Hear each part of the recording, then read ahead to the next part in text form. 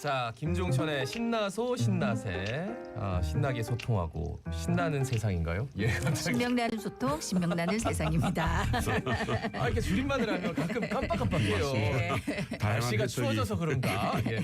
부산 가톨릭대 김종천 특임 교수 함께합니다. 어서 오십시오. 어서 오십시오. 안녕하세요. 자, 오늘은 뭐 좀 아프면 병의원 손쉽게 이용할 수 있는 것 같은데 이제 너무 많이 이용을 해서 문제다 이런 거네요. 맞습니다. 너무 좀 과도하게 이용하는데 뭐 수치상으로 좀 나와 있는 게 있습니까? 그렇습니다. 저희 최근 정부 자료를 보면 예. 이틀에 한 번꼴로 병원을 이용하시는 분이 한 20만 명이 됩니다. 이틀에 한 번꼴로. 예. 그러니까 뭐 일요일을 빼고 월화수목금토 해서 6일이면 이틀에 한 번씩 병원을 이용하는. 그러니까 연 따져보면 한 150회 정도 이용하시는 분들이 한 20만 명인데 이분들이 우리나라 건강보험 재정의 7%에 해당되는 2조의 돈을 쓰고 계십니다. 네. 이것만 보더라도 좀 많이 이용한다고 볼 수 있죠. 근데 네. 이제 진짜로 이틀에 한 번씩 꼭 병원에 가야 될 환자도 물론 있는지는 모르겠는데 네네. 이틀에 한 번씩 병원에 간다면 이분들은 좀 정신과 치료를 받아야 되는 거 아닙니까? 주로 이거는 이제 입원이 아니라 외래니까 그렇죠. 자주 이용하신다고 보시면 근데 돼요. 그러니까 가가지고 저도 병원에 이렇게 앉아 있으면 동네 병원에 아이고 오셨습니까? 그러면서 이제 혈압도 재고 약간 네. 사랑방처럼 이용하시는데 그게 다 비용이잖아요. 어떻게 맞습니다. 보면. 예. 근데 그러니까 이렇게 이제 너무 많이 이용을 하시는 분들에 대한 또 적절한 조치도 필요하겠는데 그러려면 좀 법적인 근거가 있어야 되니까 뭐 과다한 의료 이용의 기준 같은 걸 마련해놔야 될 건데 이거 어떻게 되는 겁니까? 앞서 말씀드린 뭐 이틀에 한 번 이용하시는 분이 150회 이상 이용하시는 분 한 20만 명 되고 정말 많이 이용하시는 분들은 2,000회가 넘게 정말 하루에 몇 번씩 가는 하루에 거잖아요. 5-6번씩 병원을 옮겨 다니면서 가시는 분도 있는 거로 조사돼 있거든요. 상위 10위를 따져보니까요.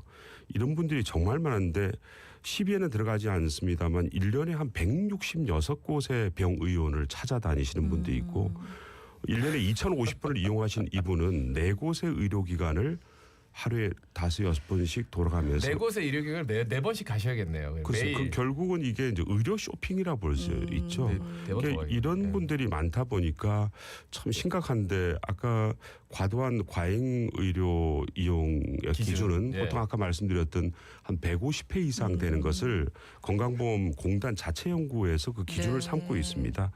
결국은 이게 지난 5년 동안에 계속 이틀에 한 번꼴로 가는 사람이 많다 보니 이건 뭔가 좀 예의주시할 필요가 있다라고 그러니까 판단하고 이 있습니다. 부분에 대한 어떤 제도적 보완은 좀 필요하겠다, 그지? 근데 참 정말 이게 사례별로 보면 이유가 있어서 가시겠습니다만 네. 사실 불필요한 의료가 있는지에 대해 의료 이용이 있는지는 유심히 좀 살펴봐야 오늘 될 것 같습니다. 방송 들으시면서 야, 나 1년에 병원 한 번 가기도 힘든데 나 너무 튼튼해서 보험료는 따박따박 다 내는데 이런 생각 하실 것 같아서 좀 맞습니다. 풀어나가 보겠습니다. 다른 나라와 비교해 봤을 때 우리나라의 외래 진료 이용 횟수가 그럼 좀 많은 편인가요? 이제 1년에 몇 번 안 가신다고 그러셨는데 네. OECD 회원 국가들의 평균을 보면 한 2달에 한 번씩 병원을 이용하시더라고요. 그러니까 1년에 한 5.9회를 이용하니까 6번이라고 보면 2달에 한 번 정도 병원을 간다 보면 되는데 저희 우리나라 같은 경우는 네. 매달 한 번 이상 간다고 보시면 됩니다.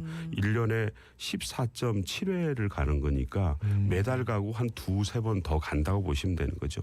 결국은 세계적인 어떤 선진국과 비교해 봤을 때 의료 외래 이용료가 한 2.5배가 많은 거로 볼 수 있습니다. 네. 근데 평균이잖아요. 네. 14.7이 나오려면은 네네. 2,050번 가보신 분이 누군가는 아주 많은 영향을 미쳐서 많은 분들이 한 20분은 1년에 안 가셔야 되는 거예요. 네. 와. 아니 그러니까 이제 뭐 이렇게 언급하신 이제 과다하게 의료를 이용하는 이 소수도 문제지만은 전체적으로 이렇게 높다면은 이건 좀 어떻게 문제가 되지 않을까 싶은데. 뭐 의료기관을 이용해서 문제가 없으면 좋은데 너무 많은 이용을 하다 보면 건강보험의 어떤 재정의 어떤 위협을 가져올 수 있거든요. 그렇죠. 그래서 이제 앞서 말씀드렸던 과다한 150배 이상 이용하시는 분이 한 20여만 명이 되고 그 외에도 이 실손보험을 악용하시는 사례가 또 심각한 문제로 되고 있습니다.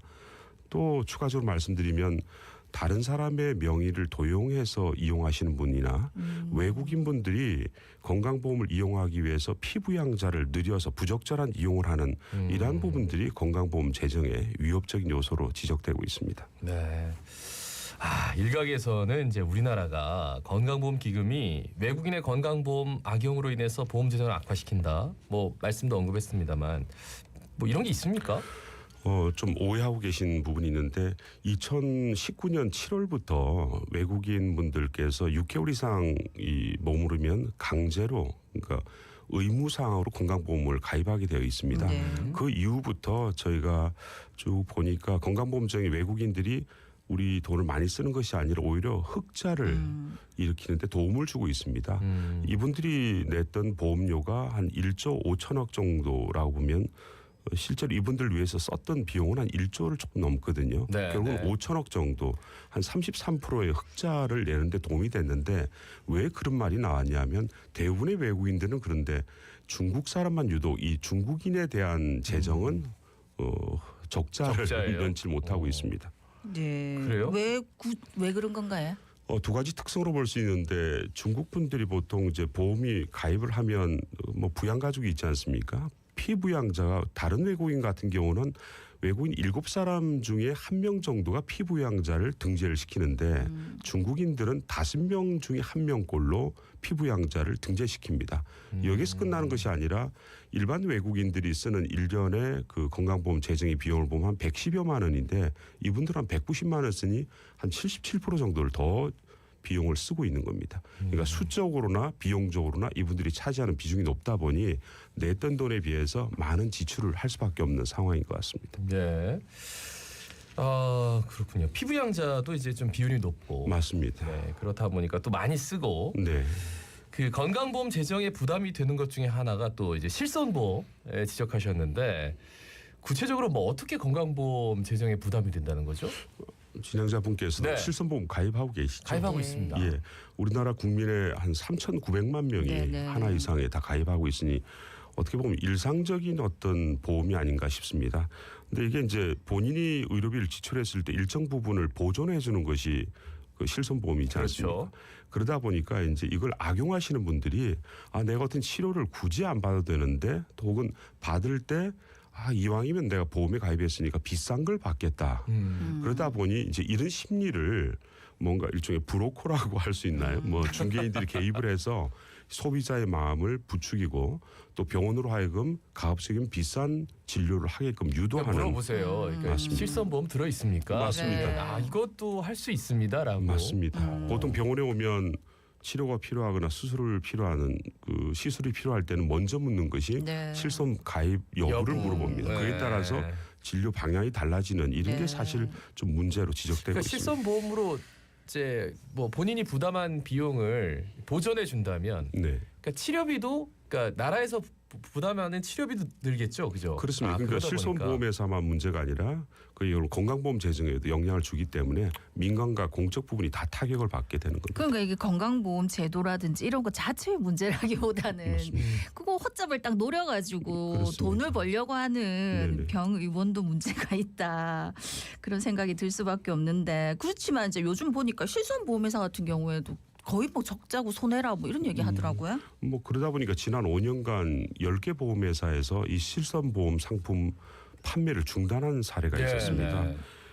처음에는 이제 보험을 이용해서 좋습니다만 결국은 회사도 자기들이 돈을 벌기 위해서 하는 것이지 뭐 적선하기 위해서 하는 건 아니지 않습니까? 그러다 보니까 계속 개인의 실손 보험료가 오를 수밖에 없고 단기적으로는 저희가 무료로 이용하는 것처럼 이익을 보는 것처럼 보이지만 결국은 보험료가 오르고 그것을 인해서 국민 모두가 네, 부담을 네. 느리는 사례가 될 수 있지 않나 싶습니다. 근데 판매를 중단한 거는 저는 한편 이런 생각도 들더라고. 이제 팔 사람한테 다 팔았기 때문에 더 팔 아유. 사람이 없어서 그런 거 아니 아닌가? 그리고 초창기에는 네, 하나만 해주세요. 실손보험 뭔지도 모르고 네, 들었던 네. 말이잖아요. 맞습니다. 보장성이 어마어마하거든요. 맞습니다. 지금 이제 예. 계속 이제 갱신을 해가지고 계약을 지금까지 오신 분들은 이제 정말 너무 좋은 거죠. 이 비용 내고 어디 가서 할 수가 없는 건데.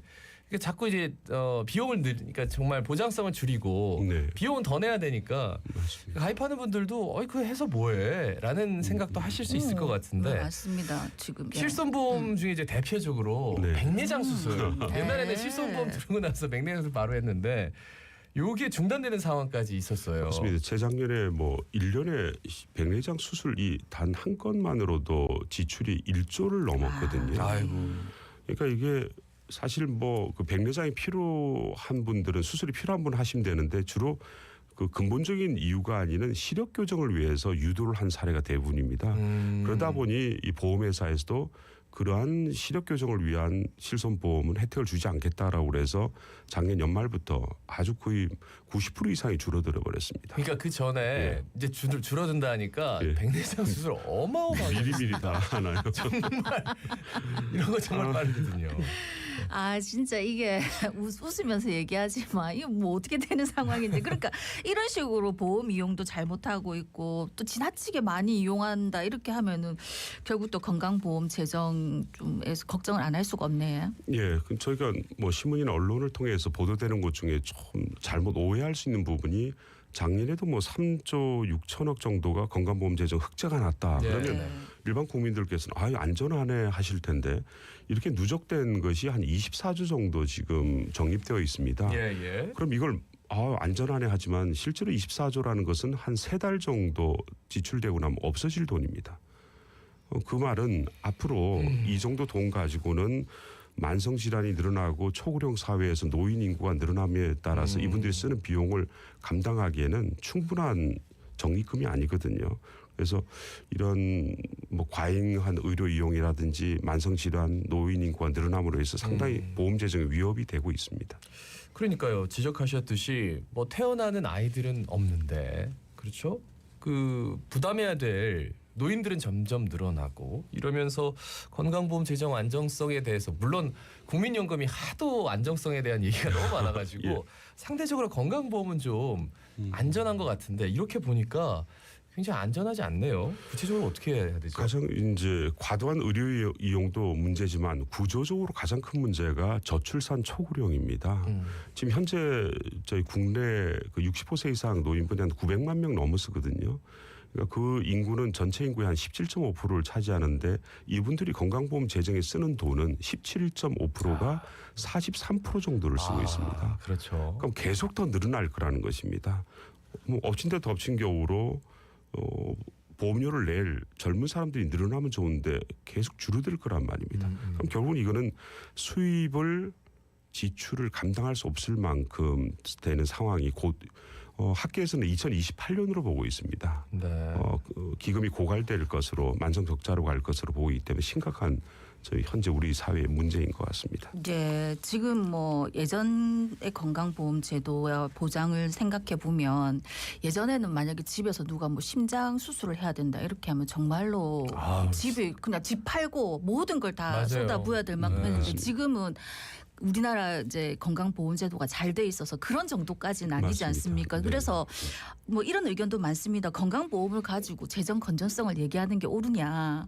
뭐 좀 정부에서 더 투자를 해가지고 손해를 좀 보면 어떠냐. 국민들 편안하게 살 수 있도록 하는 부분인데라는 의견도 분명히 저는 일정 정도 수긍이 네, 되거든요. 있습니다. 그렇지만 네. 미래를 생각해 본다면 또 마냥 무조건 다 빚내가지고 할 수는 없다라고 할 수 있는데 그렇다면 그 모든 걸 감안해가지고 건강보험 재정의 안정화를 위한 방법은 뭐 있을까요? 사실 어려운 문제긴 한데. 아니면 누구나 간단한 수입을 늘리고 지출을 줄이면 네. 되는데 수입 늘리는 방법은 조금 전에 말씀해 주셨듯이 정부 지원금을 늘리는 방법이 가장 대표적인 방법이 있고요.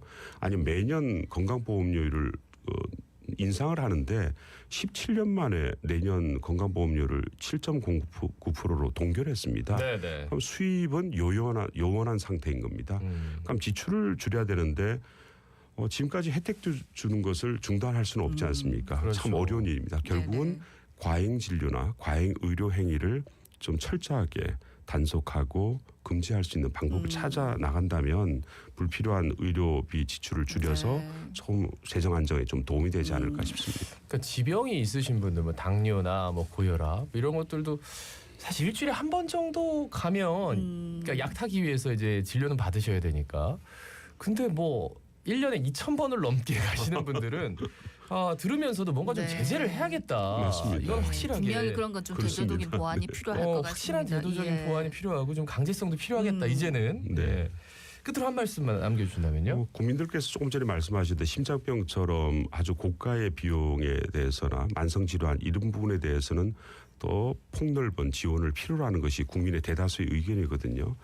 세계적으로 저희 자랑할 만한 건강보험 이 제도가 지속하려면 국민들이 어떤 사소한 질병은 좀 자제하시고 네. 고가의 진료를 더 폭넓게 이용할 수 있도록 함께 동참해 주셨으면 합니다. 예. 네. 오히려 이제 병원은 정말로 전문가들이 운영하는 곳이기 때문에 그분들이 또 잘 맞습니다. 개도를 하시면 예. 충분히 그렇습니다. 요 정도는 병원에서 진료 안 받으셔도 됩니다 하는 날이 오면 좋겠나 아주 싶네요. 훌륭한 의사분이십니다.